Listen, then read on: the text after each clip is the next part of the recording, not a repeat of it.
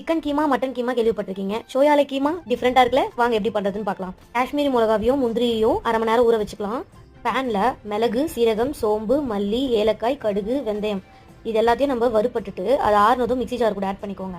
அரைச்சி தனியாக எடுத்து வச்சிடலாம். இது எல்லாமே நம்ம ஒன்றா கூட அரைக்கலாம். இப்போ அதே மிக்ஸி ஜாரில் இஞ்சி, பூண்டு, ஊற வச்சிருக்க முந்திரி, காஷ்மீரி மிளகா இது எல்லாத்தையும் நம்ம ஆட் பண்ணிட்டு அதையும் ஒரு பல்ஸ் போட்டு எடுத்து வந்துடலாம். இப்போ நம்ம ஹீரோவான சோயா சங்க்ஸை சுட தண்ணியில் ஊற வச்சு வடிகட்டிட்டு நல்லா பிழிஞ்சிட்டு மிக்ஸிக்குள்ள மாத்திடுங்க.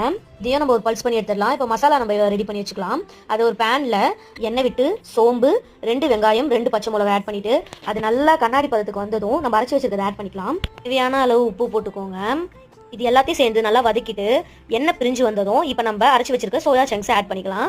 அதை இப்படி ஒரு பெரட்டு அப்படி ஒரு பெரட்டு பெரட்டிட்டு உப்பு கரெக்டாக இருக்கான்னு செக் பண்ணிக்கோங்க. இப்போ நமக்கு தண்ணி வேணும்னா கொஞ்சம் ஆட் பண்ணிக்கோங்க. இப்போ இதெல்லாம் ரோஸ்ட் பண்ணிட்டு சப்பாத்தி தோசை கூட வச்சு சாப்பிட்டா வேற மாதிரி இருப்பான். கண்டிப்பாக ட்ரை பண்ணி பார்த்துட்டு எப்படி இருக்குன்னு சொல்லுங்க ஃப்ரெண்ட்ஸ். உங்களுக்கு பிடிச்சா எங்கள் சேனல் சப்ஸ்கிரைப் பண்ணுங்க. தேங்க்யூ ஃபார் வாட்சிங் my video. Love you all.